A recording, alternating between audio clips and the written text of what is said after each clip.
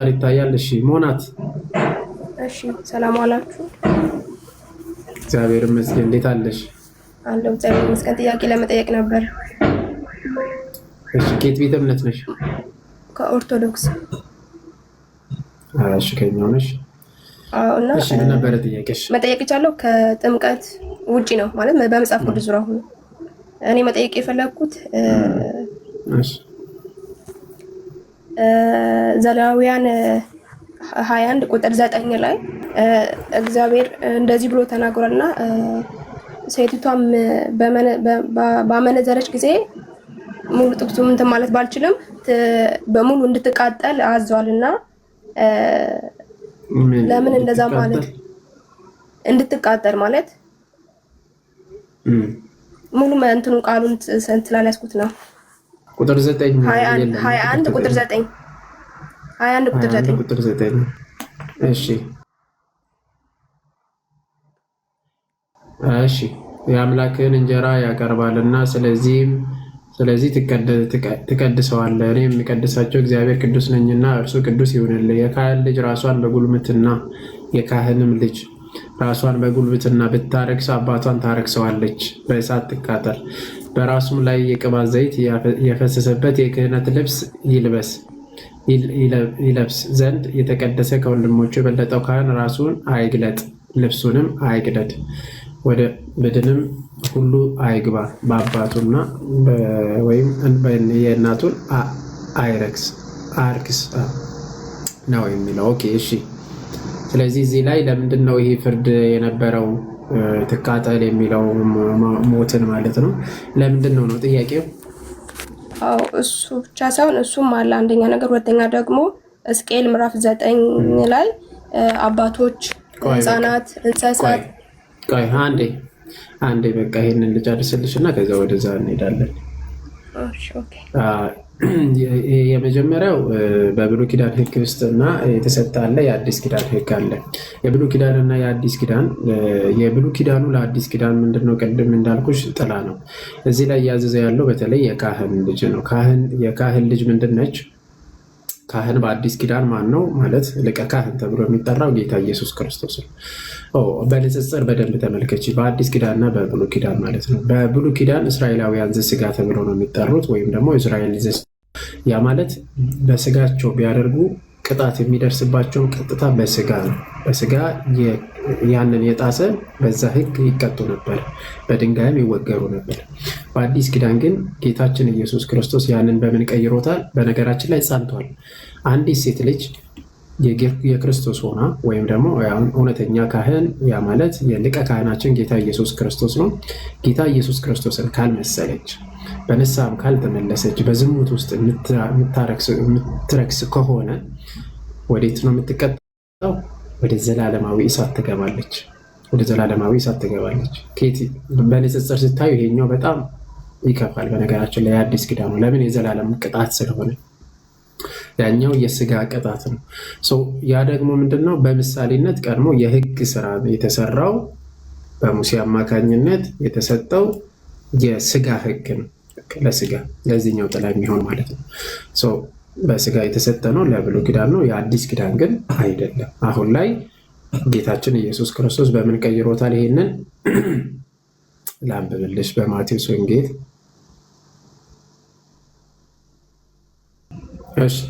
በዮሐንስ ወንጌል ምዕራፍ 8 ቁጥር 7 ላይ እንዲህ ይላል። አይሁዶችን በጠየቀ ጊዜ አይሁዶች ምን አደረጉ? ዝሙትን የሰራችን ያቺ ዘማይቱ የተባለችውን ሴት ይዟት መጡና በድንጋይ ሊወግሯት ነው። ላንብብልሽ። ምዕራፍ 8 ቁጥር ዮሐንስ ወንጌል ምዕራፍ 8 ቁጥር ከላይ ጀምረን፣ ጻፎችና ፈሪሳውያን በምንዝር የተያዘችን ሴት ወደ እርሱ አመጡ። በመካከልም እርሷን አቁመው መምህሮ ይቺ ሴት ስታመነዝር ተገኝታ ተያዘች። ሙሴም እንደዚህ ያሉትን እንዲወገሩ በሕግ አዘዘ። አንተስ ስለ እርሷ ምን ትላለህ? አሉት። በሚከሱበትንም እንዲያገኙ ልፈትኑት ይህን አሉ። ኢየሱስ ክርስቶስን ማለት ነው። ኢየሱስ ግን ጎንበስ ብሎ በጣቱ በምድር ላይ ጻፈ። መላልሰውን በጠየቁት ጊዜ ግን ቀና ብሎ ከእናንተ ኃጢአት የሌለበት አስቀድሞ በድንጋይ ይውገራት አላቸው። ደግሞም ጎንበስ ብሎ በጣቱ በምድር ላይ ጻፈ። እነርሱም ይህን ሲሰሙ ሕሊናቸው ወቅሳቸውና በሽማግሌዎች ጀምሮ እስከ ኋለኞች አንድ አንድ እያሉ ወጡ። ኢየሱስም ብቻውን ቀረ፣ ሴቲቱም በመካከል ቆማ ነበረች። ኢየሱስም ቀና ብሎ ከሴቲቱ በቀር ማንንም ባላየ ጊዜ አንቺ ሴት እነዛ ከሳሾችስ ወዴት አሉ? የፈረደብሽ ለምን የለምን? አላት። እርሷም ጌታ ሆይ አንድ ስንኳ አለች። ኢየሱስም እኔ አልፈርድብሽም፣ ሂጂ፣ ከአሁንም ጀምሮ ደግመሽ ኃጢአትን አትስሪ አላት። ጌታ ኢየሱስ ክርስቶስ ስለዚህ በብሉይ ኪዳን ውስጥ እንደዚህ የሰሩት ምን ይደረጉ ነበረ? ይወገሩ ነበረ፣ በሞት ቅጣት ይቀጡ ነበረ፣ ያው በስጋ ስለሆነ። በአዲስ ኪዳን ግን ያንን ፍርድ ዮሐንስ ወንጌል ምዕራፍ 8 ቁጥር 1 ጀምራችሁ አንበቡ። ስለዚህ ጥቅሱን ያላችሁ ዮሐንስ ወንጌል ምዕራፍ 8 ቁጥር 1 ጀምራችሁ እስከ 12 ድረስ አንበቡ። ጌታችን ኢየሱስ ክርስቶስ ላይ አሁን በአዲስ ኪዳን ማንንም መውገር አይችልም ማለት በዓለማዊ ሕግ ካልሆነ በስተቀር ስለ ኃጢአትሽ በንስሐ የምትመለሽ ነው እንጂ እንደ ትናንትና ወይም ደግሞ እንደ ሙሴ ሕግ ምን አልነበረ በድንጋይ መወገር የለም ማለት ነው። ጌታችን ኢየሱስ ክርስቶስ ያንን ተክቶታል። የሚፈርደው ራሱ ጌታ ኢየሱስ ክርስቶስ ብቻ ነው። እርሱ ፍርዱ ሰማያዊ ነው፣ የዘላለም እሳትና የዘላለም ሕይወት ነው። ስለዚህ አንድ ሰው በንስሐ በተመለሰና ወደ እግዚአብሔር በቀረበ ጊዜ የዘላለም ሕይወትን ያገኛል። አይ አልመለስም ካለ ግን ፍርዱ በእጁ ይፈረድበታል ማለት ነው። ስለዚህ ከዛ አንጻር በአዲስ ኪዳን ምንድነው? እኛም የካህን ልጆች ነን። በነገራችን የካህን ልጆች ነን ሁላችንም። የካህን ማነው? እርሱ የጌታ የኢየሱስ ክርስቶስ ካህናት ነን። የእሱ ካህን ልጆች ነን። ልጆች እንደመሆናችን ደግሞ ሴት ልጅ ወንድም ይሁን በነገራችን ሴት ልጅም ማለት ራሱን ማርከስ የለበትም። ራሱን ያረከሰ በንስሐ እስካልተመለሰ ድረስ የዘላለም ቅጣት ያገኛል። ይሄ አስተምሯችን ይቆረጣል በአዲስ ኪዳን። ያ የስጋ ሕግ ስለነበረ ነው። ይሄኛው ደግሞ በአዲስ ኪዳን የእንትን ሕግ ነው ማለት ነው። የሰማያዊ ወይም ደግሞ እስራኤል ዘነፍስ ሕግ ተብሎ የተሰጠ በክርስቶስ የሰጠ ነው ማለት ነው። ከዛ አንጻር ይታያል። ዮሐዴ ሜቢ ጨምርላት።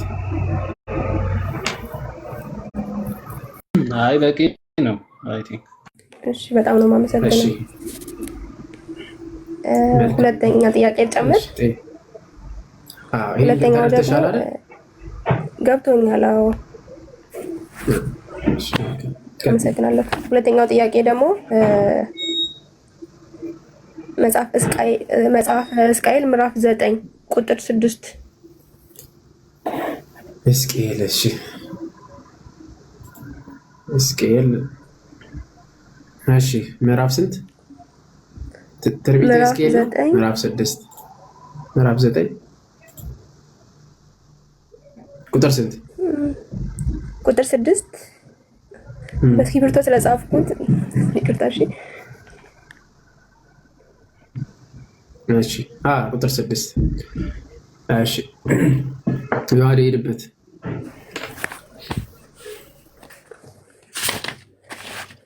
እሺ አንብበው እስኪ። እሺ ከላይ ላንብብልህ።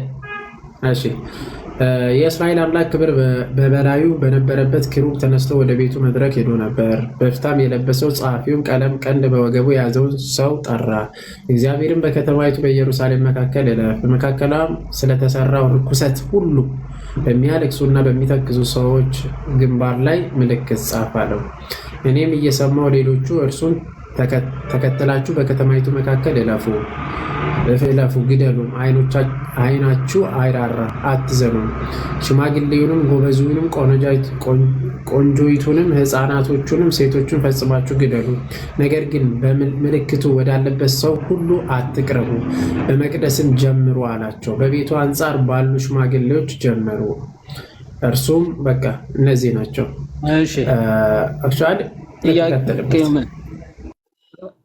እኔ ጥያቄ እዚህ ጋር ማለት ይሄን ቃል የተናገረው እግዚአብሔር ነው አይደል?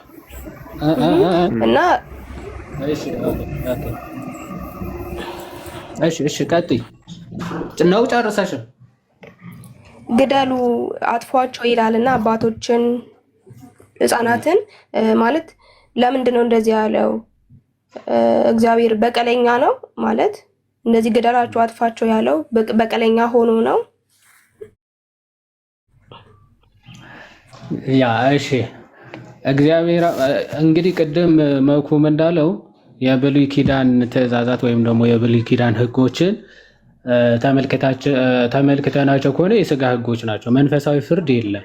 ምክንያቱም ሁሉም በመንፈሳዊ ህይወታቸው ከእግዚአብሔር የተለዩ ከእግዚአብሔር የራቁ ናቸው እና ህግ ራሱ ስጋዊ ህግ ነው እና ምንድን ነው የሚለው ከላይ አንዴ እሺ እንትኑ አንድምታውን ላወጣና ላንበብላችሁ። ወይ ቤሉ እግዚአብሔር እንዲህ አለ። እሺ በማእከለ ሀገር ማእከለ ኢየሩሳሌም ሀገርና ኢየሩሳሌም አንድ ወገን ወደ ከተማይቱ ገብተ ይላል መጽሐፍ ትምህርተ ውስጥ ተፍጽሞሙ ለእደው እለሃዙ ወበከዩ በእንተ ኩሉ ርኩስ ዘኮነ በማእከለ በመካከሏ ስለሚሰራው ኃጢአት ባዘኑ በተከዙ ሰዎች በግንባራቸው ምልክት ጻፍባቸው አለ። ከኃጢአት ጋር ተማልተው እንዳይጠፉ እንዳይቀሰፉ ኦኬ ምልክቱን ታው ነው። ታው ማለት የዕብራይስጥ ቃል ማለት ነው። ኦኬ ታው በዕብራይስጥ ፍጻሜ ፊደል ነውና እንደዚህን ፈጽማችሁ ተው ሕዙናን ትኩዛን ናቸው ሲል ነው። ታውን በጥቁር ቀለም ይጻፍባቸዋል። በክንፋቸው ግን የታው ቁጥር ወይም ደግሞ 400 ነው። ታው የፊደሉ ቁጥር ማለት ነው እንደሆነ ዘመነ ኃጢአታቸው ተፈጽሟልና እነዚህም ፈጽማችሁ አጥፉ ደማቸው ሊፈስ ይገባል ሲል ታውን በቀይ ቀለም ይጻፍባቸዋል። ቦ ቀለሙሰ አንድ ነው ብሎ ያው ጥቁሩ ቀለም በክንፋቸው ላይ ሲወድቅ እንደታየው ይላል። ባጭሩ እነዚህ ምን አድርገው ነው ከግብፅ ባርነት እግዚአብሔር አምላክ አውጥቷቸው? ኦኬ ከግብፅ ባርነት ያወጣቸው ግን የአሕዛብ ጣዖታትን ተከትለው ከግብፅ ያወጣን አምላካችን ይህንን ብለው ከነሱ ጋር ስለባዘኑ ስለሰይሰኑ እግዚአብሔር አምላክ የጣዖት አገልጋዮቹን ኦኬ ኤክስፕሊሲትሊ ህፃናት ምናምን ሽማግሌዎች ምናምን ሲል ከእድሜም አንጻር ብቻ አይደለም። ከምን አንጻር ነው? ከክህነት አገልግሎታቸው አንጻር ማለት ነው። ከክህነት አገልግሎታቸው የጣዖት ካህናትን ስፔሲፊካሊ የሚናገር ነው። ሽማግሌዎቻቸው ሲል በጣዖት ቤተ መቅደስ ውስጥ ትልቁን ድርሻ የሚይዙት ልክ እኛ በእግዚአብሔር አገልግሎት ውስጥ ምን እንደምንለው ጳጳሳት ኦኬ ደረጃ አለ አይደል? ጳጳሳት፣ ኤጲስቆጶሳት፣ ከዛ ቀሳውስት፣ ዲያቆናት እያለ ማዕረግ አለ። ልክ እንደዚያ በጣዖት አገልግሎታቸው በክህነት ተከፋፍለው እንደዛ የሚያገለግሉ ሴቶች ነበሩ። ጭራሽ ህፃናቶቻቸውም ለማን እስከ መሰዋት ድረስ ደርሰው ነበር። ለነዚህ ጣዖታት ማለት ለጣዖት ቤተ መቅደስ እስከ መሰዋት ድረስ ደርሰው ነበር። ይሄ ትንቢተ ሕዝቅኤል ምዕራፍ 16ን በግልጽ ይናገራል። ህፃናት ልጆቼ ለእነሱ እስከ መሰዋት ድረስ ደርሰው ማለት ይህን ያክል በእግዚአብሔር ላይ በደልን ግፍን ሲሰሩ የነበሩ ናቸው። ባይዘወይ እግዚአብሔር አምላክ እንደነዚህ አይነት ቅጣቶች በመጽሐፍ ቅዱስ ተጽፎ ሲገኙ ምንድነው ለማስጠንቀቂያ ኦኬ እንዲመለሱ፣ እንዲጠነቀቁ፣ እንዲፈሩ እንደዚህ አይነት ቅጣቶች ይቀጣል። ግን በጣም ከትዕግስት በጣም ብዙ ከታገሰ በኋላ ማለት ነው። እዚህ ክፍል ላይ ለ400 ዘመን ከታገሳቸው በኋላ ማለት ነው። ለ400 ዘመን ታገሳቸው፣ ግን ሊመለሱ አይችሉም። ጭራሽ በኃጢአታቸው ላይ ኃጢአት የግብፃውያንን ጨርሰው የአሞራውያንን ኦኬ የአሶርን ነገስታትን ጣዖታት መጨመር ጀመሩ። ኦኬ ከግብፅ ጣዖታት የለመዷቸው ነበሩ። በግብፅ ባርነት እያሉ ሲያመልኳቸው የነበሩ አንዳንድ ልምዶች አሉ። እነሱን ትተው ጭራሽ የአሶራውያንና የሌሎች የአሞራውያንን ነገስታትን ጣዖታትን ተከትለው ማምለክ ጀመሩ እስራኤላውያን ማለት። ይሄ ትንቢተ ሕዝቅኤል እዛው 16ኛው ምዕራፍ ላይ በምሳሌያዊ አነጋገር ለጥፋቷ ምክንያት የሆናትን ምሳሌ አነጋገር ሲናገር በግልጽ ይናገራል። እዛ ኢየሩሳሌምን ሲጠራት ከምን አይነት አጠራር እንደጠራት እግዚአብሔር አምላክ ሲናገር ሁለት ሴቶች ልጆች ነበሩ ብሎ ይጠራቸዋል። ምዕራፍ 23ም በተመሳሳይ መንገድ ማለት ነው። እና ኢየሩሳሌም በምን አይነት አጠራር ነበር የጠራት? ኢየሩሳሌም ሆይ በተወለድሽ ጊዜ በዚያው ቀን እትብትሽ አልተቆረጠም፣ ንጹሕም ትሆኚ ዘንድ በውሃ አልታጠብሽም፣ በጨውም አልተቀባሽም፣ በጨርቅም አልተጠቀለልሽም ነበረ ይላል። እግዚአብሔር አምላክ ኢየሩሳሌምን ሲጠራት እትብትሽ አልተቆረጠም ማለት ልክ ስትወለድ ከተማዋ ስትጀምር ህፃናት እትብት መቆረጥ አለባቸው አይደል? ከዛ ከደማቸው መታጠብ ንጹህ መሆነ እትብታቸው እንዳያቃጥላቸው እንዳይጎዳቸው ደግሞ ጨው ይነሰነስባቸዋል። በዚህ ምሳሌ አነጋገር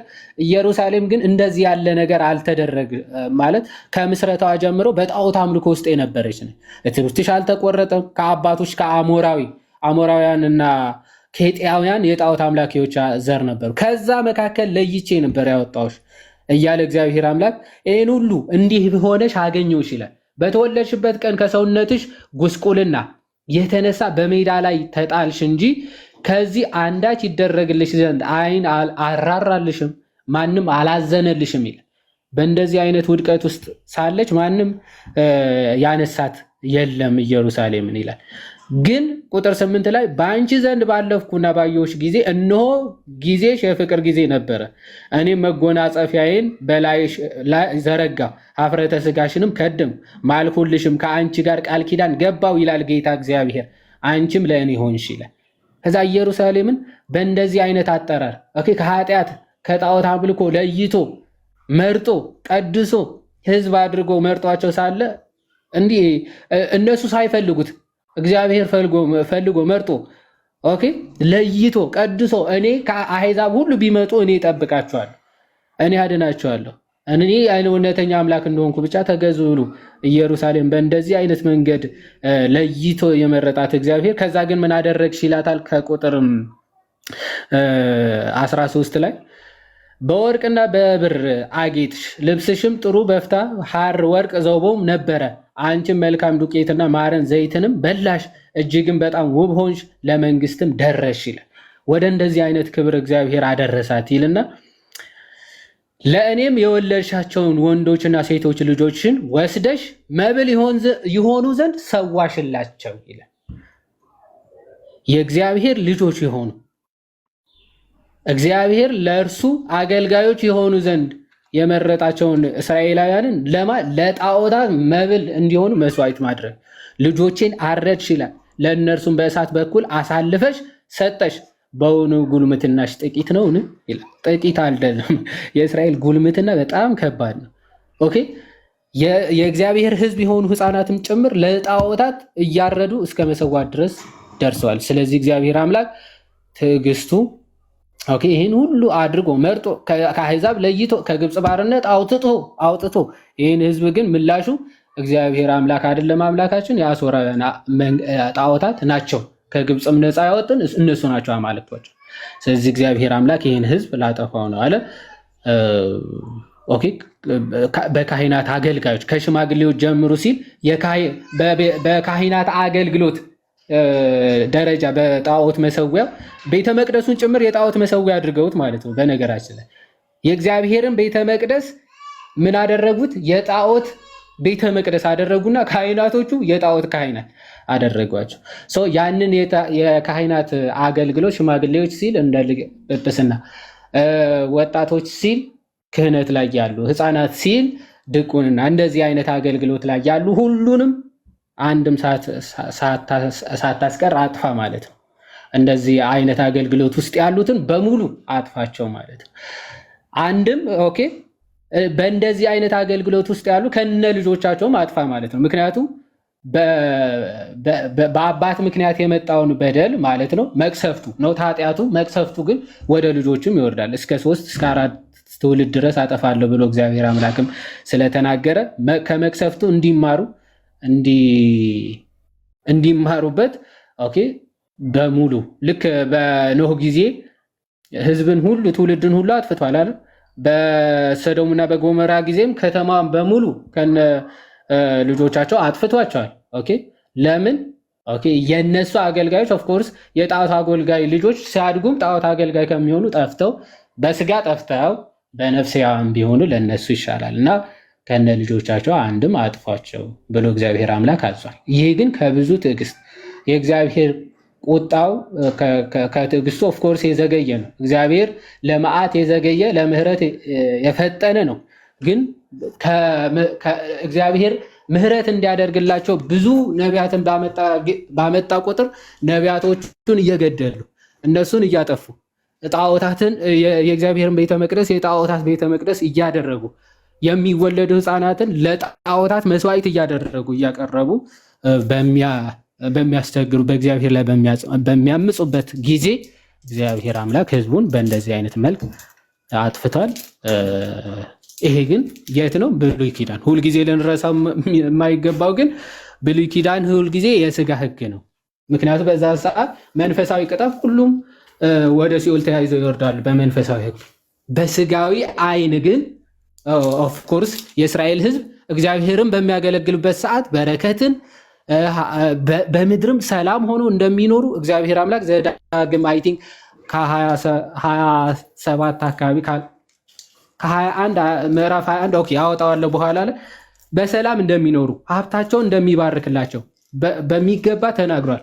ነገር ግን እግዚአብሔርን ሲያምፁ መጀመሪያ በረሃብ ሊቀጣቸው እንደሚችል ከዛ ሁለተኛ አሁንም በዛ በበደላቸው ከጸኑ በባርነት እንደሚሰዳቸው ከዛ እያለ የመጨረሻ ሰባተኛ ትዕግስቱ ወይም ደግሞ እስከ መጨረሻ ወደ እግዚአብሔር አልመለስም በእነዚህ ቅጣቶች ካላችሁ ግን የገዛ ልጆቻችሁ እስክትበሉ ድረስ ራሱ በረሃብ እቀጣችኋለሁ ብሎ እግዚአብሔር አምላክ በግልጽ ተናግሯቸዋል። እግዚአብሔርን ከተገዛችሁ በሰላም በጤና ትኖራላችሁ፣ ምድርም ሁሉ በረከት ታፈራላችኋለች ብሏቸዋል። ይህን ሁሉ የማትገዙ ከሆነ ጣዖታት የምታመልኩ ከሆነ ግን ኦኬ በምድርን ረሃብን፣ ቸነፈርን፣ ችግርን፣ ጦርነትን አመጣለሁ። ስለዚህ በአሕዛብ ነገስታት ሁሉ ይፈጇቸዋል እስራኤላውያን። የመጣው የሆነ ደካማ መንግስት የተባለ እንኳን መጥቶ አፈር ድሜ አብልቷቸው ይወጣል። ለእግዚአብሔር የተገዙ ሰዓት ግን ሺህ ነገስታት ዓለምን ያንቀጠቀጡ ነገስታት ቢመጡ ኦኬ በጣም በጥቂት ህዝብ ያሸንፋሉ፣ ድል ነስተው ይወጣሉ። ይሄ የአማሌቃውያንን ጦርነትም በሚገባ የታወቀ ነው አይደል? ሙሴ እጁን ይዘረጋል፣ በቃ አማሌቃውያንን ድል ነስቷቸው ይወጣሉ። በአንጻሩ ደግሞ እግዚአብሔርን ባልታዘዙት ቁጥር ደግሞ ግብፅ መጥቶ ወደ ባርነት፣ ናቡከደነጾር መጥቶ ባቢሎን የማይገዛቸው መንግስት የለም ማለት ነው። ከዛ አንጻር የሚታይ ነው ታሪኩ። እንደዚህ ነው። ቃሉት ያሰማልን ያለ ቃሉት ያሰማልን። እውነት እዚሁ ላይ ራሱ ቅድም ብለዋል። ጥላ ነው የብሉይ ኪዳን የስጋ ህግ ነው፣ የአዲስ ኪዳን ደግሞ የመንፈስ ነው ማለት እግዚአብሔር አይቀጣም ማለት አይደለም። እሺ እግዚአብሔር አይቀጣም ማለት አይደለም። እግዚአብሔር ይቀጣል። በነገራችን ላይ እግዚአብሔር የሚረክሱትን እምቢ የሚሉትን ይበቀላቸዋል። እግዚአብሔር ቤቱን የሚያረክሱትን ይበቀላቸዋል። ያ ማለት እግዚአብሔር ፍትሐ እግዚአብሔር ነው። ፍትሐ እግዚአብሔር ማለት ፌር ነው። አምላካችን የሚሰራው እያንዳንዱ ነገር የሚያደርገው ደግሞ በእኛ አእምሮ ብቻ የምንገድብን ብቻ አይደለም የምንመረምረው። ምርመራችን ግን ደግሞ በብሉይ ኪዳን ውስጥ አሁን እዛው በጥቅስ የተጠቀሰው ላይ ምንድን ነው ምልክት የሚደረግባቸው አሉ፣ ምልክት ደግሞ ያልተደረገባቸው አሉ። እግዚአብሔርን ቤተ መቅደስ ያጠፉት፣ እግዚአብሔርን ቤተ መቅደስ ያረከሱት እነሱ እንደሚጠፉ እነሱ ብቻ አይደለም፣ ሌሎችም በብሉይ ኪዳን ውስጥ ብዙዎችን መመልከት እንችላለን። በጣም ብዙዎቹ ጠፍተዋል። ለምን? ቤቱን ያረከሱ፣ መንገዱን ያልተከተሉ፣ እሳት እንኳን ከሰማይ ዘንቦ ጨርሷቸዋል። ለምሳሌ የሎጥና ቤተሰቡ ብቻ የተረፉበት ሁሉ ጠፍቷል። ለምሳሌ በብሉይ ኪዳን እንግዲህ የኖህ ቤተሰብና ኖህና ቤተሰቡ ብቻ ናቸው የዳኑት፣ ሌሎቹ ጠፍቷል። በእግዚአብሔር መንገድ አንሄድም ያሉት አንድ ላይ ነው ጠፉት። ስለዚህ ምንድነው ማስተዋል ያለብሽ? ይሄ ደግሞ ይህ ሁሉ ለአዲስ ኪዳን ምሳሌ ነው። በአዲስ ኪዳን የዘላለም ፍርድ አለ፣ የዘላለም እሳት አለ። በብሉይ ኪዳን የስጋ ህግ ነው። በስጋ ሊቀጡ ይችላሉ። ሞት ሊሆን ይችላል።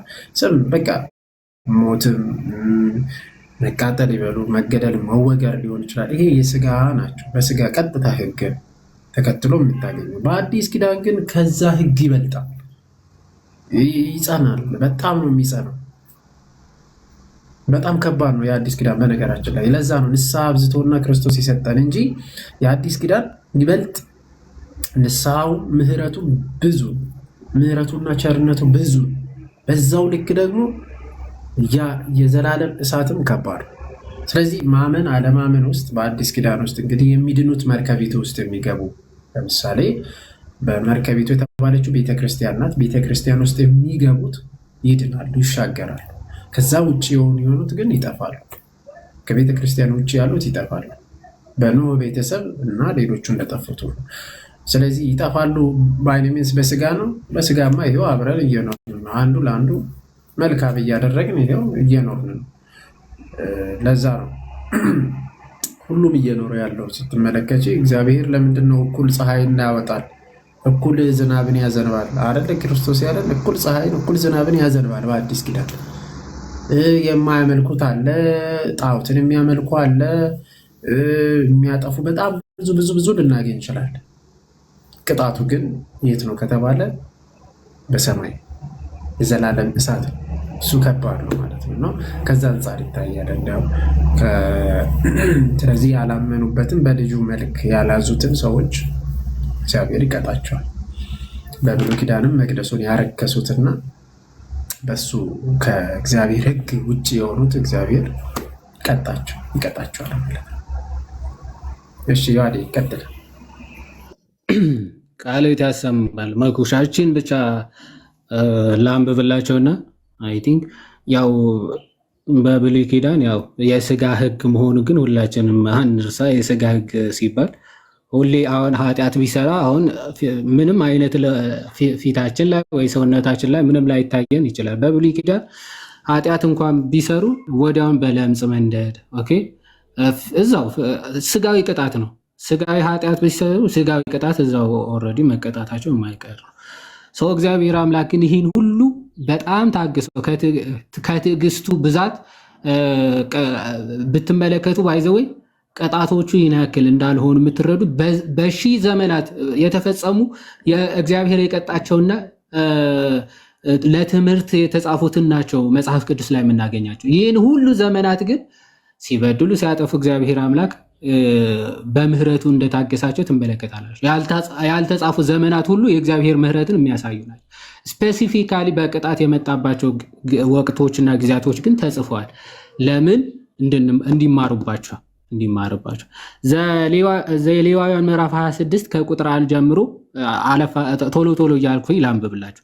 እኔ እግዚአብሔር አምላካችሁ ነኝና ለእናንተ ጣዖት አታድርጉ፣ የተቀረጸ ምስል ወይም ሐውልትን አታቁሙ፣ ትሰግዱለትም ዘንድ በምድራችሁ ላይ የተቀረጸ ድንጋይ አታኑሩ። ሰንበታቴን ጠብቁ፣ መቅደሴንም ፍሩ፣ እኔ እግዚአብሔር ነኝና። ይሄ እግዚአብሔር በቃ እንድናከብርለት የሚፈልገው እግዚአብሔር አምላክ እች ነው። ባይዘው ጣዖት አታድርጉ፣ ትእዛዛቴን ጠብቁ አለ። ስለዚህ በስርዓቴ ብትሄዱ፣ ትእዛዛቴን ብትጠብቁ፣ ብታደርጉትም አለ። እሺ ዝናባችሁ በወቅቱ አዘንባለሁ፣ ምድሪቱም እህሏን ትሰጣለች፣ የሜዳ ዛፎች ፍሬያቸውን ይሰጣሉ። የእህሉም ማበራየት በእናንተ ዘንድ እስከ ወይኑ መቁረጥ ይደርሳል፣ የወይንም መቁረጥ እስከ እህሉ መዝራት ይደርሳል። እስክትጠግቡም ድረስ እንጀራችሁን ትበላላችሁ፣ በምድራችሁም ላይ በጸጥታ ትኖራላችሁ አለ። በምድራችሁም ላይ ሰላምን እሰጣለሁ፣ ማንም ሳያስፈራችሁ ትተኛላችሁ። ክፉዎችንም አራዊት ከምድር አጠፋለሁ፣ ሰይፍም በምድራችሁ ላይ አያልፍም። ይህን ሁሉ በረከትን ያደርጋል ትእዛዛቱን ስትጠብቅ። እግዚአብሔር አምላክን ከሱ ውጭ ሌላ ባያመልኩ እስራኤላውያን። ጠላቶቻችሁንም ታሳድዳላችሁ፣ በፊታችሁም በሰይፍ ይወድቃሉ። ከእናንተም 5 መቶውን ያሳድዳል። 5 ሰው ሆኖ ራሱ 100 ቢመጡ ያሳድዳቸዋል። 100ም 10,000 ያሳድዳል። ጠላቶቻችሁም በፊታችሁ በሰይፍ ይወድቃሉ።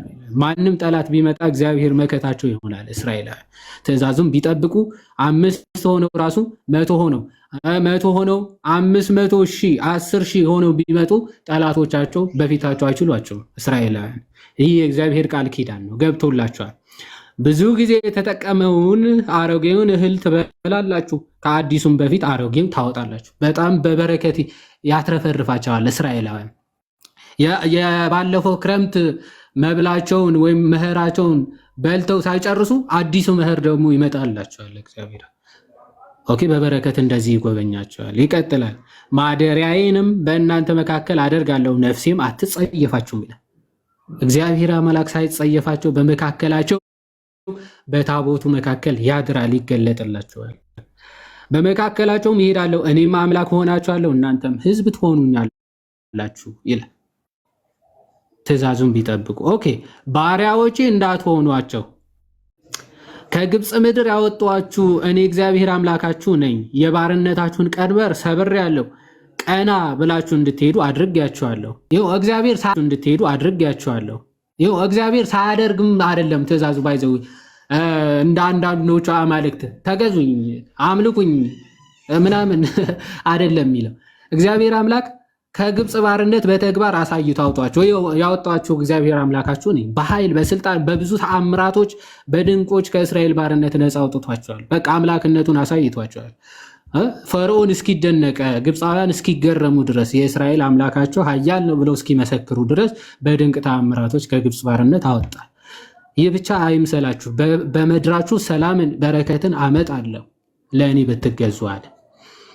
ዘን ስርዓቴን ብትጠብቁ ትእዛዛቴን ሁሉ እንዳታደርጉ ቃል ኪዳኔንም እንድታፈርሱ ነፍሳችሁ ፍርዴን ብትጸየፍ ይላል። ነገር ግን ይላል ኦኬ፣ ነገር ግን ባትሰሙኝ እነዚህን ትእዛዛት ሁሉ ባታደርጉስ፣ ይኸው አሁን ባያደርጉስ፣ ኦኬ፣ እግዚአብሔር አምላክ ቸር ነው ብቻ ሳይሆን እውነተኛም ዳኛም ጭምር ነው አይደል?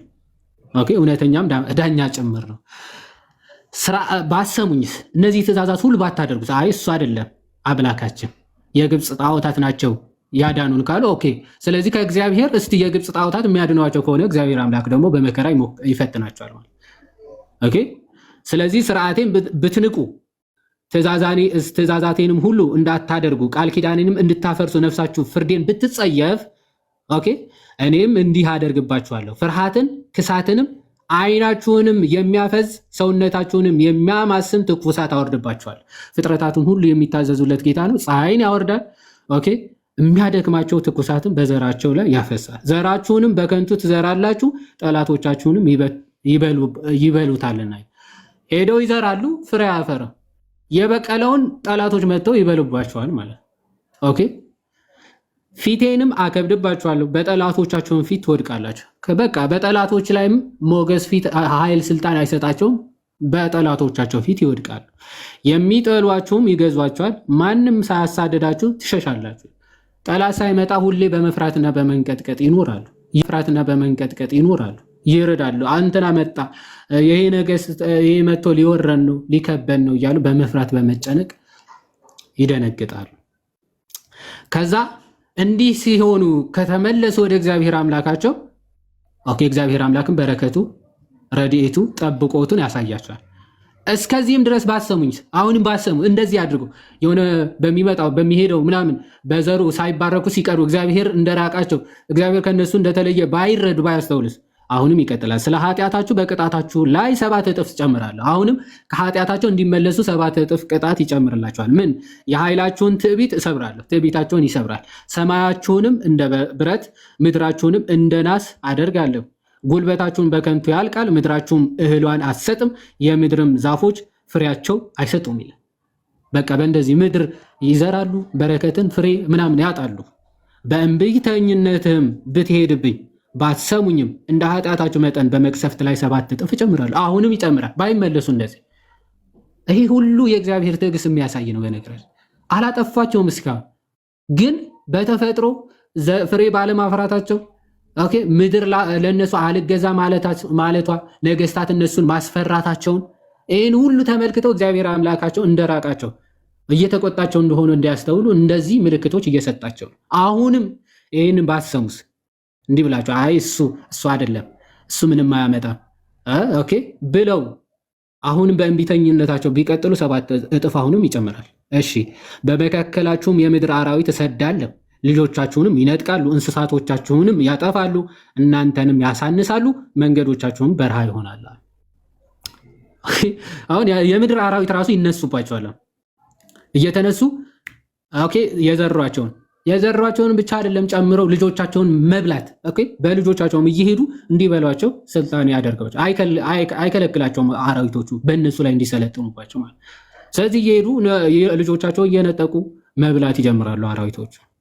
እስከዚህ ድረስ ባትቀጡ በእንቢተኝነትም ብትሄዱ አሁንም እግዚአብሔር አሁንም እንዲህ እያደረጉ እግዚአብሔር እየቀጣችሁ እንደሆነ ማታስተውሉ እንቢተኞች ሆናችሁ በእንቢተኝነታችሁ አሁንም የምትቀጥሉ ከሆነ እኔ ደግሞ በእንቢተኝነታችሁ እሄድባችኋለሁ፣ ስለ ኃጢአታችሁም 7 እጥፍ እመታችኋለሁ ይላል። አሁንም በኃጢአታቸው በዛ ጸንተው የሚቀጥሉ ከሆነ አሁንም እግዚአብሔር አምላክ በቅጣት እስኪመለሱ ድረስ ይቀጥላል። የቃል ኪዳኔንም በቀል ይበቀላችሁ ዘንድ ሰይፍ አመጣባችኋለሁ፣ ወደ ከተማችሁም ትሰበሰባላችሁ፣ ቸነፈርንም እሰድባችኋለሁ፣ በጠላትም እጅ አሳልፌ እሰጣችኋለሁ። ይህን ሁሉ ካደረገ በኋላ አሁንም የማይመለሱ ከሆነ በቃ በጠላት እጅ ተላልፎ ይሰጣሉ፣ ማንም መጥቶ ይማርካቸዋል። የእህላችሁንም ድጋፍ በሰበርኩ ጊዜ 10 ሴቶች እንጀራቸውን በአንድ ምጣድ ይጋግራሉ፣ በሚዛንም መዝነው እንጀራችሁን ይመልሱላችኋል፣ በበላችሁም ጊዜ አትጠግቡም ይላል። 1000 እንጀራ ተጋግሮ 1000 ብትበሉ አትጠግቡ። በቃ በረከት የለውም ምግባችሁ። እንዲህ እስኪሆን ድረስ እቀጣችኋል። አሁንም እግዚአብሔር ይህን ሁሉ ትዕግስቱ እንዲማሩ እንዲመለሱ አሁንስ እምቢ ቢሉ እስከዚህም ድረስ ባትሰሙ እምቢተኝነታችሁን ብትሄዱ በእምቢተኝነትን ብትሄዱብኝ እኔ ደግሞ በቁጣ ሄድባችኋለሁ፣ ስለ ኃጢአታችሁም 7 እጥፍ እቀጣችኋለሁ እያለ እግዚአብሔር ትዕግስቱን ምን ያክል እንደሚታገሳቸው በእነዚህ መቅሰፍቶችና በእነዚህ መዓቶች ራሱ እንዲመለሱና እሱን እንዲያመልኩ ወደ አምልኳቸው እንዲመለሱ በእንደዚህ እንደሚያስተምራቸው እምቢ ሲሉ መጨረሻ ላይ ግን ምን ያደርጋቸዋል? ሁሉንም ያጠፋቸዋል። እስከ ማጥፋት ድረስ ይደርሳል። እግዚአብሔር ይህን ሁሉ አድርጎባቸው በሱ ሉዓላዊነት በሱ አምላክነት ላይ ከተገዳደሩ በቃ እግዚአብሔር አምላክ ያጠፋቸዋል። የሚያመልኳቸው አማልክት የሚያድኗቸው ከሆነ ተመልከቱ፣ መማማሪያ ያደርጓቸዋል። ከነሱ የሚቀጥለው ትውልድ እንዲማር እግዚአብሔር አምላክ በማጥፋት ራሱ ይቀጣቸዋል።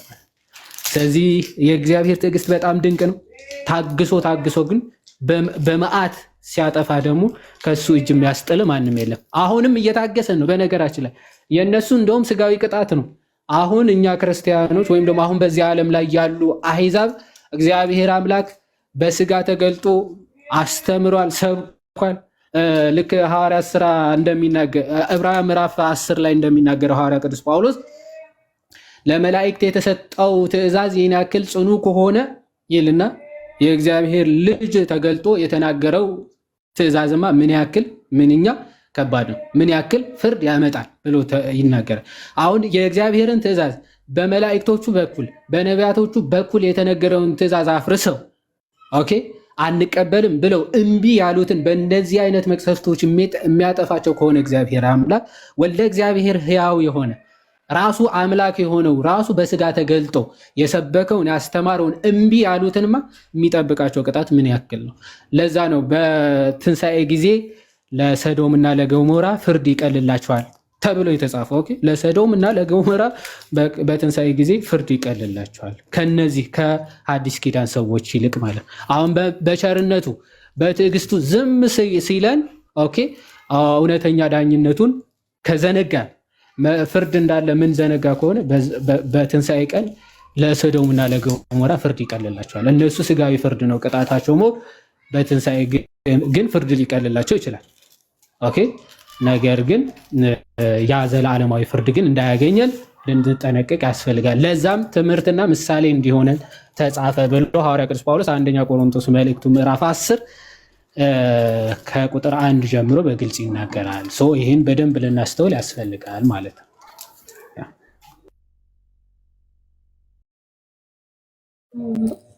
እጅግ አድርጌ በጣም አመሰግናለሁ። ተባረኩልኝ። እሺ፣ እግዚአብሔር ያክብርልን። ባሮካ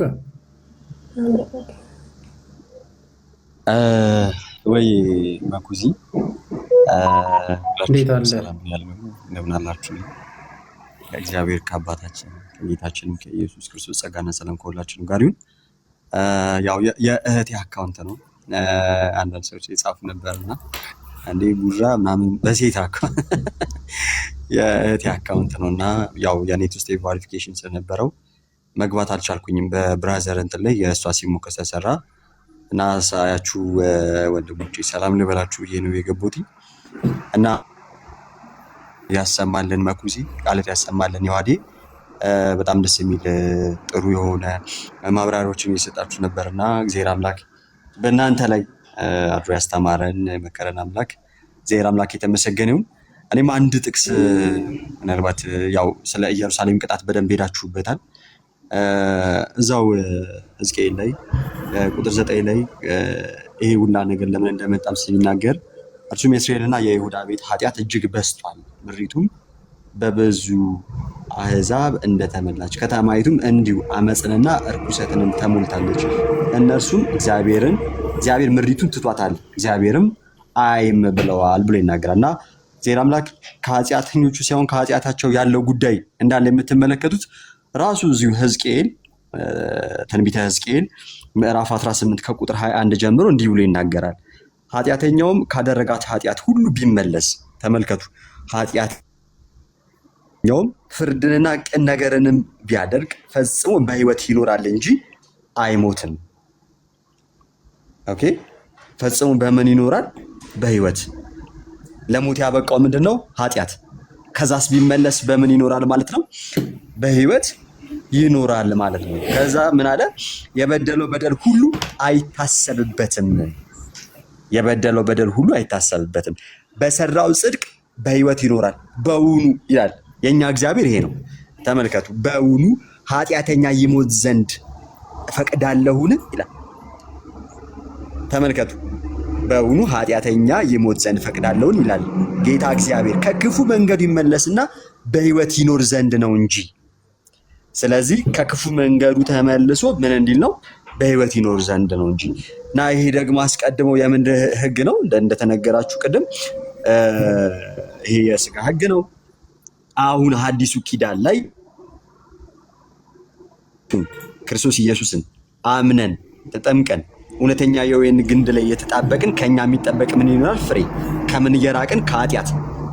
እንኪያስ በኃጢአት አምፀን ከቀረንስ ሲባል የነፍስ ምን ይጠብቀናል? ቅጣት ይጠብቀናል። ያ የቀደመው ወጣ ኔትወርክ ነው መሰለኝ።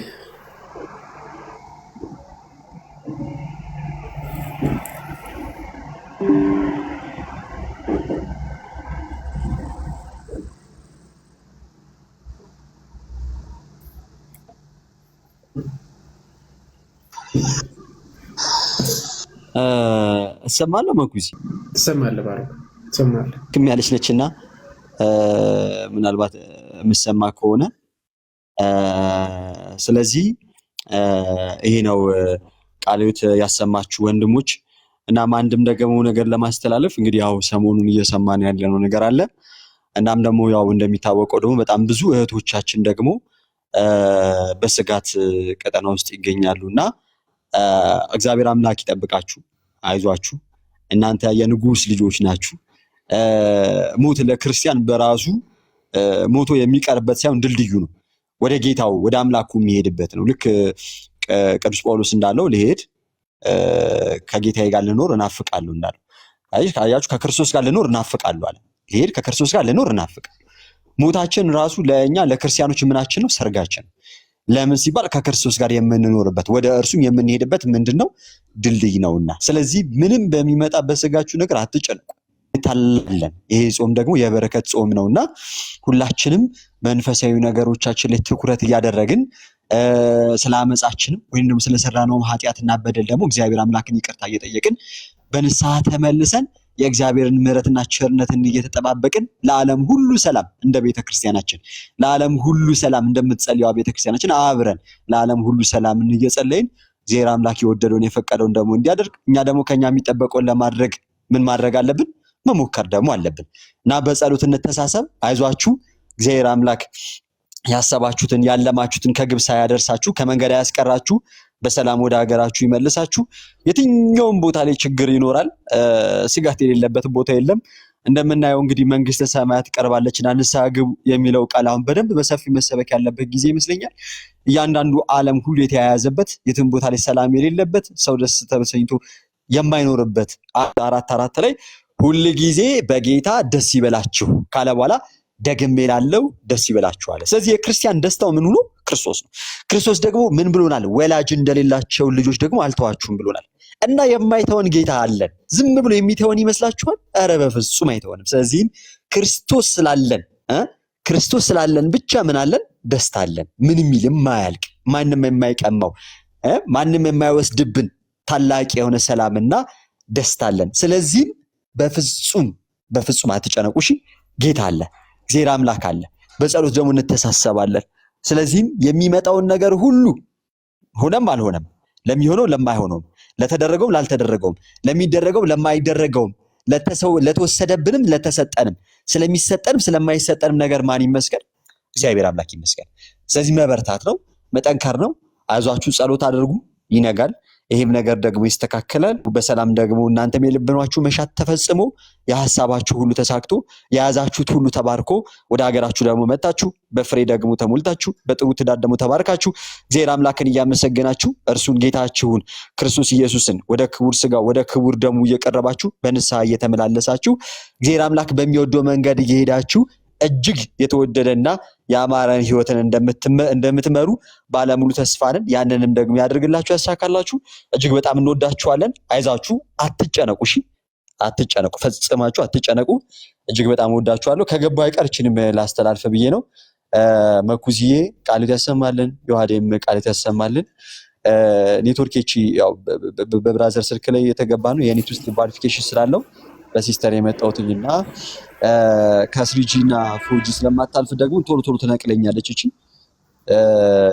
እኔው ለማንኛውም በጣም ነው የማመሰግነው መኩዚ። እሺ ቃልዎት ያሰማልን ባሮክ። ቀጥታ ሳንጠይቅ እንኳን ሰላም ሳንል ገባህበት። እውነት ለመናገር ተሻለ ወይ? ያው እንግዲህ የስልክህን ነገር ሰምተናል። በየጊዜው ነው አንተ የምታሰርቀው። ምንም ማድረግ አይቻልም ትላለህ። ያሁኑ እንኳን ስለኔ እግዚአብሔርና መስግኑ ታላቅ ጌታ በሚያውቀው ሊመጣው ካሰበው ነገር ሁሉ እግዚአብሔር አምላክ ሸፍኖኝ ከልሎኝ አተርፎኝ ያው በመካከላችሁ እንድቆም ስላደረገኝ እንደው መለስቸው ነበር። እግዚአብሔር አምላክ የተመሰገነ ይሁን። ጌታ በሚያውቀው ሌላው እንኳን ነገር ትርፍ ነው ያለውን ነገር የሆነ ቀን ላይ ያጫውታችኋለሁ። በጣም የሚገርም ዘግናኝና ድራማዊ የሆነ ነገሮች ተፈጥሮ ነበረ። ግን እግዚአብሔር አምላክ የተመሰገነ ይሁን። ያው በመካከላችሁ እገኛለሁ። እግዚአብሔር አምላክን አመሰግነዋለሁ። በእውነት ድንቅ የሆነ ጌታ ድንቅ የሆነ የተመለከትኩበት ዕለት ነበርና እያንዳንዷ ቀን እያንዳንዷ ጊዜ እያንዳንዷ ሰከንድ ምን ሊፈጸም ወይ ምን ሊፈጠር እንደሚችል እንኳን የማናቅበት ተኝተን ምን ሊፈጠር ምን ሊመጣ እንደሚችል የማናቅ ሰዎች የዚህ ያህል እንትን ነንና የእያንዳንዷ ሰከንድ የተሰጠችን ለዝግጅት ነውና እንዘጋጅባት።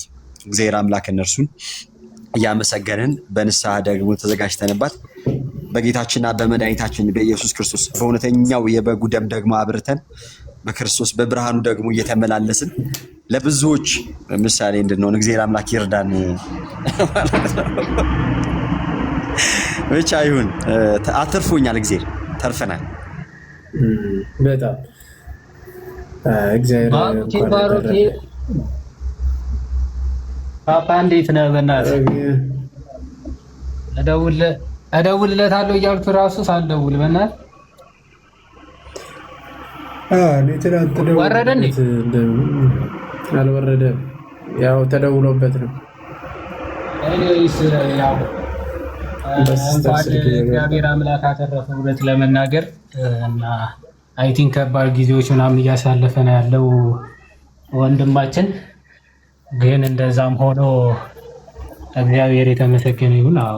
ብዙ ነገሮች ሊፈጠሩ ይችሉ ነበረ እና ስለ ሁሉም ነገር እግዚአብሔር ይመስገን። እንኳን ዋናው አንተ መትረፍና ደህና መሆንህን ነው። ንብረት ይጠፋል፣ ይተካል።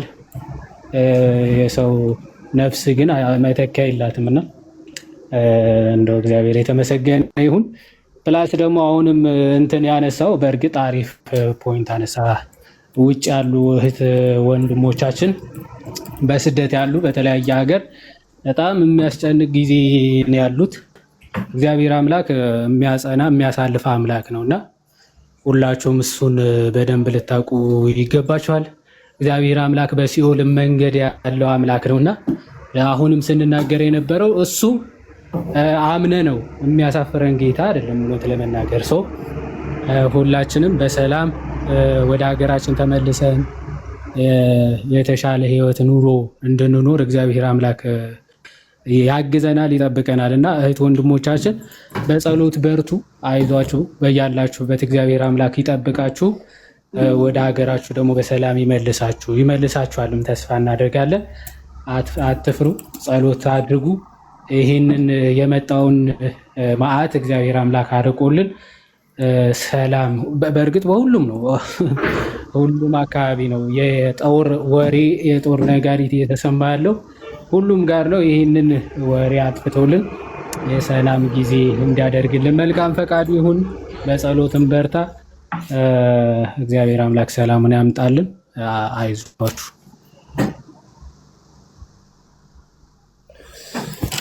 ቃሎት ያሰማልን።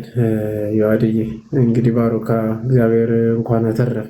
በነገራችን ላይ ትልቁ እሱ ነው። ያው ስልክ የሚሆን ምንም ይጥፋ ቤት የሚሄድ ምንም ይሄድ ሰው በነፍስ መኖሩ ትልቅ ነገር ነውና እግዚአብሔር አምላክ እንኳን አተረፈ። አንተም እንግዲህ ሌላ ተሻለ ወይ? ዛሬ እንዴት ነው? በነገራችን ላይ እየታመመ መሆኑን ብዙ ሰው አላወቀም መሰለኝ። ባሮኬ የጠፋበት አንደኛ ስልክ ብቻም አይደለም፣ ታሞም ነበረ። አሁንም ኦንጎይንግ ነው እና ለዛ ምክንያት ነው። እስቲ በደንብ እሱ አንድ ጊዜ ደግሞ ያጫውታችኋል፣ ይነግራችኋል። በጣም ያው ሰርጀሪ ላይም እንደነበረ አያውቅም መሰለኝ። ብዙ ሰው ሰርጀሪም አድርጎ ነበረና አሁን ላይም ተኝቷል።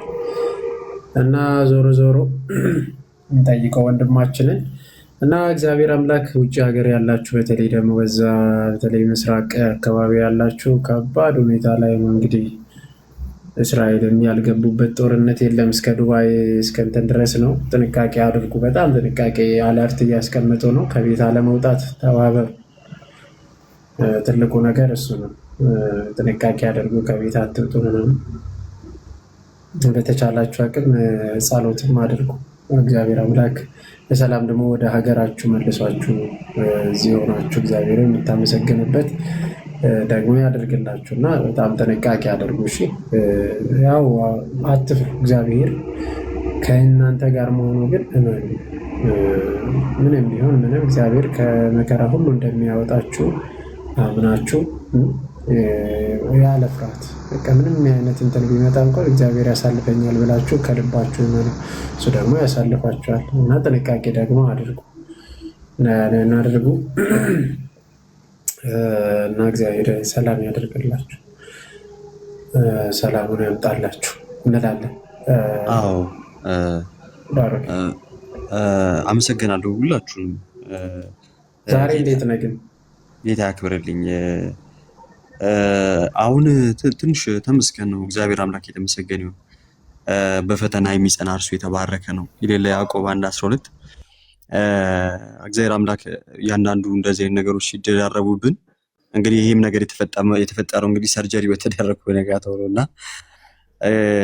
ያው የዛን ቀን የተሯሯጥኩበት ከእንትኑ ጋር ትንሽ የሆነ እንትን አምጥቶ ነገር ነበረ ብጣት ምናምን እና በጣም አድክሞ የነበረ አሁን እንትን እምነት ተቀብቸው የስጉሯ ማርያም እግዚአብሔር አምላክ የተመሰገነ ይሁን። ተመስገን ፈንድቷል ምናምን ነገር አሁን እሱም ምናምን ዜር ይመስገን። አሁን ከዛ በላይ ደግሞ አሁን እንትን ምንድነው ስሙ በአረብ ሀገር ላይ ያላችሁ እህቶቻችን እንደነገርናችሁ በቻላችሁት መጠን ከቤት ባለመውጣት እርስ በርስ ደግሞ በመነጋገር እዛው ኔትወርክ ይኑራችሁ ምናምን ነገር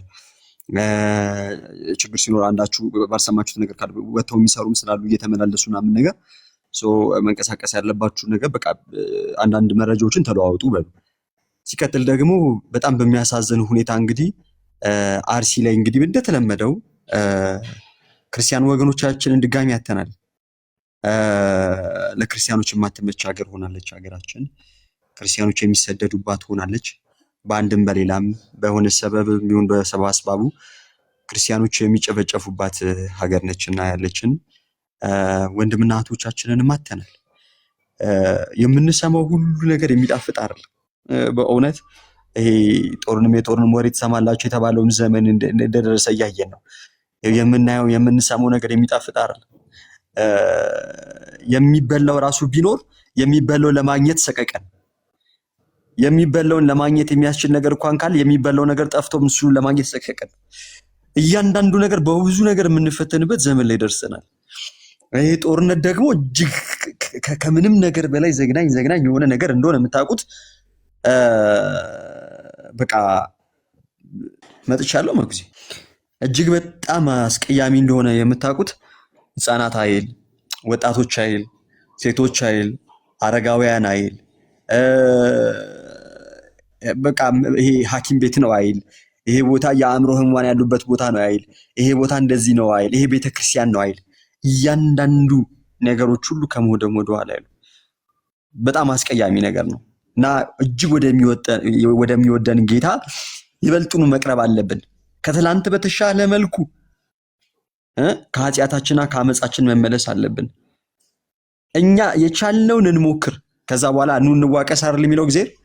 ከኛ ያለውን እንጨርስና ከእግዚአብሔር ወዳለው ደግሞ እንጫዋለን። ከኛ ከእንደ ልጅ የሚጠበቅብንን ነገር እናደርግና እንደ አባት የሚጠበቅበትን እንዲያደርግ ደግሞ እንለዋለን። ለምን የማድረግ ምን አለበት? አባታዊ ግዴታ አለበት። ልክ አቡነ ሺኖዳ እንደሚሉት እንደ ልጅ ስትሆን ልክ እንዴት ነው ልጅ ሲሆን አንድ ልጅ አባቱን የሚፈልገውን ነገር ካልገዛ ብሎ አልቅሶም ሆነ ምንም ብሎ ያስገዟል፣ ያስደርጋል። ለምን? ልጅ ስለሆነ።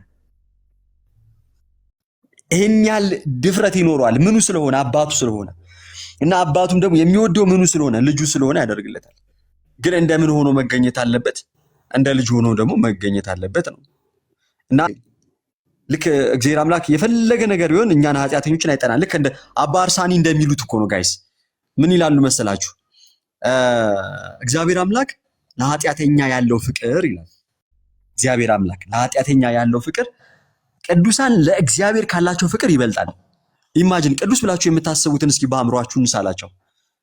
እመቤታችንን፣ መላእክቶችን ወይም ደግሞ በምድር ላይ ተጋድሏቸውን የጨረሱትን እያንዳንዱ ቅዱሳን የሚባሉትን በአእምሯችን እናስባቸውና እነርሱ ለእግዚአብሔር ካላቸው ፍቅር በላይ እግዚአብሔር ለኃጢአተኛ ያለው ፍቅር ይበልጣል።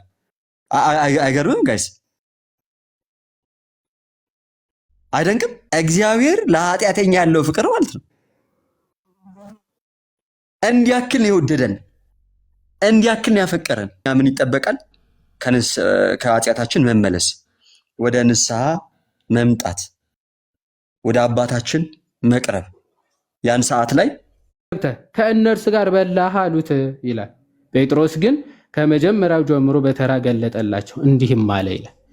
ኦኬ፣ አሁን ካልተገረዙ ሰዎች ጋር ሄደ፣ ኦኬ፣ አጥምቅ፣ አስተምረ፣ ጭራሽ የቤተ ክርስቲያን አድርገ መተ ከእነርሱ ጋር አብረህ በልተ መጣህ አሉት ይላል። ዘን ሐዋርያ ቅዱስ ጴጥሮስ አሁን ክላሪፋይ ማድረግ ጀመረ። ምን አለ? ከመጀመሪያ ጀምሮ መግለጽ ጀመረ። እኔ በኢዮጴ ከተማ ስጸልይ ሳለሁ ተመስጬ ራእይን አየሁ።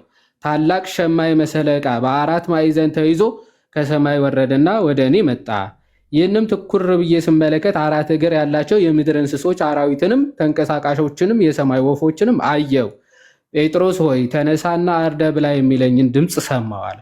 እኔም ጌታ ሆይ አይሆንም፣ ርኩስ ወይም የሚያጸይፍ ከቶ ወደ አፌ ገብቶ አያቁምና አልሁት ይላል። ሁለተኛም እግዚአብሔር ያነጻውን አንተ ታረክሰው አታርክሰው የሚል ድምፅ ከሰማይ መለሰልኝ። ይህም 3 ጊዜ ሆነ፣ እንደገናም ሁሉ ወደ ሰማይ ተሳበ ይላል። እዚህ ይሄ ሁሉ ተከራክሮ 3 ጊዜ እሱ ራሱ ተከራክሮ ነበር ማለት። ከዛ እነሆም ያን ጊዜ 3 ሰዎች ከቂሳሪያ ወደ እኔ ተልከው ወዳለሁበት ቤት ቀረቡ። መንፈስም ሳልጠራጠር ከእነርሱ ጋር ሄድ ዘንድ ነገረኝ። እነዚህም 6 ወንድሞች ደግሞ ከእኔ ጋር መጡ። ወደዚያ ሰውም ቤት ገባን ይላል። ከእሱ ጋር 6 ወንድሞችን ይዞ ነበር ሄደው ማለት። ስለዚህ ገና ለመናገር ሲጀምር መንፈስ ቅዱስ በእነርሱ ላይ ወረደ ይላል። ኦኬ ዘንድ ከዛ በኋላ ዮሐንስ በውሃ አጠመቀ፣ እናንተ ግን በመንፈስ ቅዱስ ትጠመቃላችሁ ያለውን የጌታ ቃል ትዝ አለኝ። እንግዲህ አለ እግዚአብሔር በጌታ በኢየሱስ ክርስቶስ ላመነ ለእኛ ደግሞ እንደሰጠን ያን ስጦታ ለእነርሱ ከሰጠ እግዚአብሔርን ለመከልከል እችል ዘንድ እኔ ማን ነበርኩ አለ። ይህን በሰሙ ጊዜ ዝም አሉና እንኪያስ እግዚአብሔር ለአሕዛብ ደግሞ ለሕይወት የሚሆን ንስሐን ሰጣቸው እያሉ እግዚአብሔርን አከበሩ ይላል።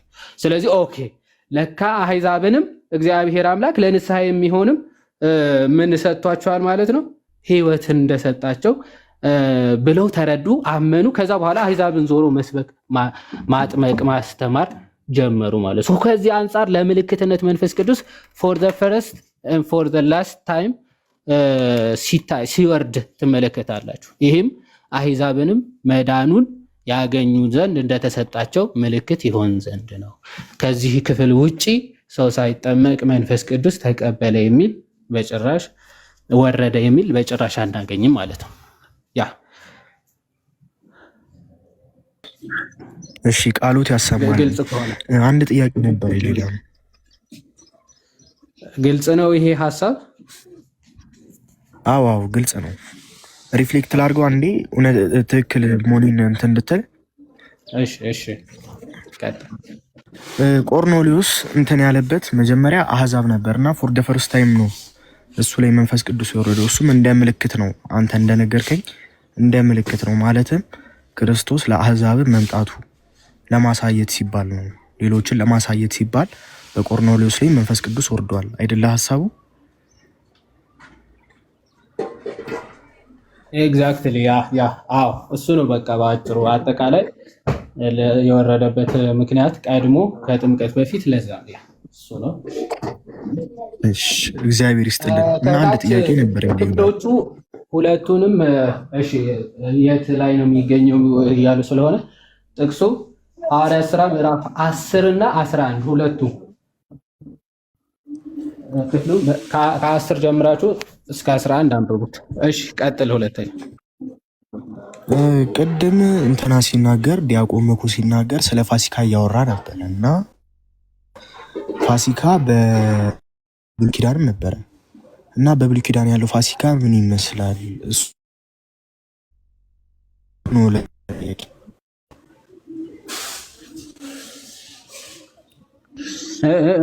ትንሽ ተቋርጠው ነበር መጨረሻ ላይ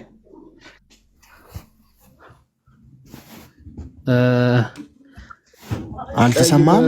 ባሊያፊት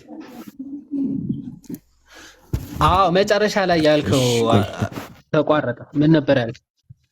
አሁን መጣል አሁን ይሰማል።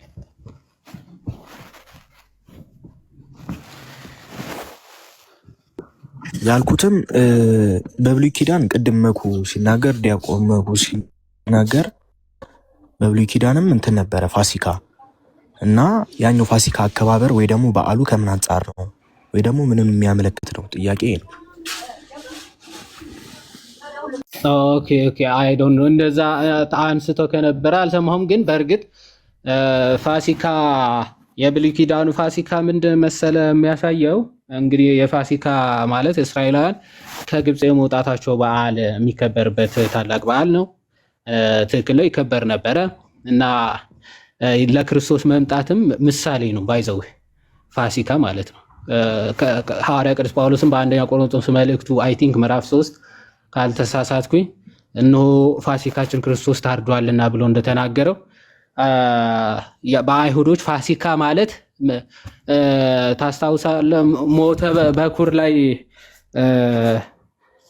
በግረዱ ብሎ እግዚአብሔር አምላክ ከዛ በኋላ የታረደው በግ በመቃንና በጉበን በሂሶጴ መቃኖቹን እርጯቸው። ከዛ ሌሊት ላይ ደግሞ ተነሳችሁ የበጉን ቅልጥም ሳትሰብሩ ስጋውን ብሉ፣ ደሙን ደግሞ መቃኖቹን ቀቡ ተብሎ ታዘው ነበረ እና በዛ መካከል ሳልፍ ልጆቻችሁ ሞት አያገኛቸውም የሚል እግዚአብሔር አምላክ ትእዛዝ ሰጥቷቸው ነበረ። ይሄንን የምን ምሳሌ ነው? ለሚመጣው አማናዊ መስዋዕት ለክርስቶስ ለፋሲካችን ለክርስቶስ ምንድነው ምሳሌ ነበረ ማለት ያንን መውጣትን ወይም ደግሞ ዘጸአት የሚባለውን በዓል ከእስራኤል በታላቅ ተአምር ሞተ በኩር ሳያገኛቸው ያለፉበትን ታላቅ በዓል ለማክበር ፋሲካ ብለው ያከብራሉ። እና በዚህ የፋሲካ የተደረገው ምንድነው? የበጉ ክራይቴሪያ ቀንዱ ያላረረ በሽታ ችግር ወይም ደግሞ እንደዚህ አይነት ነገሮች የሌሉት ያልሸመገለ ሕፃንም ያልሆነ ብሎ ለይቶ እግዚአብሔር አምላክ ያንን በግ ደግሞ መብላት ያለባቸውን ሰዓት ገልጾ እንደዚህ አይነት ትእዛዞች ሰጥቶ እግዚአብሔር አምላክ ፋሲካን ይሄ ደሙን እንዲቀቡ ነግሯቸው ነበረ። ይሄንን ለምንድነው ምሳሌው የጌታችን የኢየሱስ ክርስቶስ አማናዊ መስዋዕትን የሚናገር ነው። ያንን ደም የምልክት ያለበት ቤት ሁሉ ሞተ በኩር አያገኘውም ብሎ እግዚአብሔር አምላክ በግልጽ ተናግሮ ነበር አይደል? ሞተ በኩርን አያገኛቸውም ብሎ ተናግሮ ነበር እና የምትቀቡት መቃኑን እና ጉበኑን ነው የምትቀቡት ብሎ ተናግሮ ነበር። መቃን እና ጉበኑ እሱን ትቀቡታላችሁ፣ ዘንድ ስጋው ደግሞ አጥንቶ ሳሰብሩ ትበላላችሁ ተብሎ በግልጽ ተነግሮ ነበር።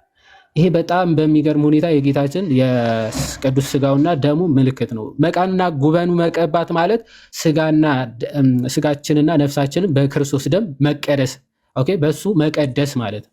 በሱ ካልተቀደሱ በስተቀር ሞተ በኩር ማለት የዘላለም ሞት ማለት ነው። የዘላለም ሞትን ያንን የተቀቡ ሁሉ በበጉ ደም የተቀቡ ልብሳቸውን ያጠቡ እንደሚለው ራእይ ምዕራፍ 3 ላይ በበጉ ደም ነፍሳችን ነፍስ መቃን ጉበን የተባሉ ነፍስና ስጋ ናቸው። በነፍስና በስጋው ደምና ነፍስና ስጋችን ከተቀደሱ የዘላለም ሞትን አያገኛቸውም ማለት ነው። ስጋውን ደግሞ በሌሊት ብሉ ተብሏል። ስጋውን ደግሞ እንበላለን፣ ደሙንም እንጠጣለን ማለት ነው። ያንን የበሉ ያንን የደም ምልክት ደግሞ መቃንና ጉበናቸው ላይ ያደረጉ ሁሉ ሞተ በኩር ሳያገኛቸው የኤርትራ ባህርን በሰላም እንደተሻገሩ ሁሉ የክርስቶስ ስጋና ደም የሚበሉ የሚጠጡ ሁሉ በሰላም መውጣታቸው ከግብፅ ባርነት ነፃ መውጣታቸውን የሚያስቡበት በዓል ነው። በዛ በዓላቸው ነው ክርስቶስም የአዲስ ኪዳኑ መስዋዕት ክርስቶስ እንደሆነ የሚመሰረትበት። የትኛውም ክፍል ስለ ስጋና ደም በሚናገርበት ክፍል ተመልክታችሁ ከሆነ ሁልጊዜ በፋሲካ በዓል ነበረ የሚል ሀሳብ ታገኛላችሁ። የፋሲካ በዓል ነበረ የሚል ሀሳብ ታገኛላችሁ። ለምሳሌ ዮሐንስ 6 ስለ ጌታ ስጋና ደም ሊያስተምር ሲፈልግ ዮሐንስ 6:4 ተመልክታችሁ ከሆነ የአይሁድ በዓልም ፋሲካ ቀርቦ ነበረ ይላል። የፋሲካ በዓል በቀረበበት ሰዓት ነው ብዙ ህብስት አበርክቶ ከዛ በኋላ አብልቶ አጠጥቶ እውነተኛ ስጋ መስዋዕት ፋሲካ ግን ክርስቶስ ነው፣ ስጋዬን ብሉ ደሜን ጠጡ ብሎ ሲያስተምራቸው የምትመለከቱት ማለት ነው። እዛው ማቴዎስ ወንጌል ምዕራፍ 26ም ከቁጥር 18 ጀምራችሁ የጌታ እውነተኛ ስጋና ደም አድርጎ በሚሰጥበት በዕለተ ሐሙስም የፋሲካ ዕለት ነበረ። ማቴዎስ 26 ከቁጥር 18 ጀምራችሁ ስትመለከቱ ምን ይላል? እርሱም ወደ ከተማ ከእገሌ ዘንድ ሄዳችሁ መምህር ጊዜ ቀርቧል፣ ከደቀ መዛሙርቱ አንስቶ ምን አለ? ቆርሶ ይህ ስጋዬ ነው ይህ ደሜ ነው ሲላቸው ትመለከታለህ። የአዲስ ኪዳን ፋሲካ ማለት ቅድም አንደኛ ቆሮንቶስ ምዕራፍ 3 ሳይሆን ምዕራፍ 5 ከቁጥር 7 ላይ እንግዲህ ያለ እርሾ እንዳላችሁ አዲሱን ሊጥ ትሆኑ ዘንድ አሮጌው እርሾ አስወግዱ ይልና ፋሲካችን ክርስቶስ ታርዷልና ይላል። የታረደው ፋሲካችን ክርስቶስ ነው የሚለውን ትመለከታላችሁ። እና ያንን በዓል የሚያከብሩበት ነበረ። ከእስራኤል ነፃ የመውጣታቸውን ከባርነት ነፃ የመውጣታቸው በዓልን የነፃነት በዓል ተብሎ ይከበራል። እና ከዛ አንጻር ነበረ የሚያከብሩት ዘንድ በአማናዊ መስዋዕት በክርስቶስ ተተክቷል። በዕለተ ሐሙስ ማለት ነው። ያ አይ ቲንክ ወጥቷል መሰለኝ ወንድማችን ወጥቷል። ቃሉት ያሰማልን ይዋዲ ቃሉት ያሰማልን። ያው በአጠቃላይ ዮሐዴ እንደነገርን ነው። ጀስት ብሉይ ኪዳን ጥላ ነው። ለእያንዳንዱ ብሉይ ኪዳን ውስጥ የሚደረገው ፎር ፐርፐስ ነው፣ ለአዲስ ኪዳን ምሳሌ የሆን ዘንድ ነው። በቃ ጥላ ነው፣ እያሳየን ነበረ። ላይክ ለምሳሌ በቲቪ እንደምታዩት ሆነ ቲቪ ታያላችሁ። አክቹዋሊ እኮ ገና ደግሞ አክቹዋሊን የምታዩት ፊቸር ሊሆን ይችላል። በዛ ልክ አክቹዋሊ የሆነ በአዲስ ኪዳን ነው። በፊት ግን ጥላ ነው። ጥላ ማለት የነገሩ ማለት የለም ማለት አይደለም። በነገራችን እውነታው ይመጣ ዘንድ ለእውነታው ጥላ ነው። እውነታው ግን የተገለጠው ክርስቶስ ሲመጣ ነው። ክርስቶስ ሲመጣ ደግሞ እያንዳንዱን ያንን የብሉይ ኪዳኑን በአዲስ ኪዳን ተክቶታል። የተካውም በዕለተ ፋሲካ ነው። በዕለተ ፋሲካ ታስታውሳ ይዋደ ሂጂን ይዋደ እንዴ አዎ አስታውስኩ። እዚህ ላይ የጌታ እራት የሚለው ላይ በነገራችን ላይ አሁን ይሄ የፕሮቴስታንት ነው እና ጳውሎስ ፍቃዱ ምን ይላል መሰላችሁ? ላንብብላችሁ። አሁን በጣም ይገርም። እዚህ ጋር ምን ያስቀምጣል? ስንት ላይ ነው? ይህ በእርግጥም የፋሲካ እራት ነው ይላል። ነገር ግን ትርጓሜው ስር ነቀል ለውጥ አለው። አሁን የፋሲካ በዓል ነው፣ ግን ስር ነቀል ለውጥ አለው። የሰው አእምሮ 1500 ዓመት የኋሊት የሚመለከትበት ዕለት ኢየሱስ ለደቀ መዛሙርቱ ወደፊት የሚመለከቱትን ነገር ሰጣቸው። በማግስቱ የሚፈጽም ነገር ሞቱንም ሰጣቸው። ይህ ወደ ትናንት ብቻ ሳይሆን ወደፊት የሚያመለክት ፋሲካ ነው። እግዚአብሔር ሕዝቡን ከግብፅ ባርነት ነፃ ለማውጣት የወሰደው እርምጃ የኋሊት የሚያመለክት ሳይሆን ሕዝቡን ከመጨረሻ ባርነት ማለትም ከሞት ከኃጢአት እና ከሌሎች ተያያዥ የክፋት ኃይላት በታላቅ መስዋዕት ነፃ የሚያወጣበት ፋሲካ ነው። እውነተኛ ጸአት ወይም ዘጸአት የሚባለው ጸአት መውጣት ይሄ ነው። አሁን ይሄ የተወሰነ ያው በብዥታ ቢያስቀምጥም በግልጽ እንትን ብሏል። ማለት የፋሲካ ዕለት ላይ ነው ጌታ ኢየሱስ ክርስቶስ ስጋውና ደሙን የሰጠው፣ አዲስ ኪዳንን ደግሞ የሰጠው። ስለዚህ የብሉይ ኪዳን ለአዲስ ኪዳን ምንድን ነው ማለት ነው? ጥላ ነው። ጥላ ደግሞ እውነት አለው። እውነቱ ደግሞ በክርስቶስ ተገልጧል ብለን እናምናለን። ከዛ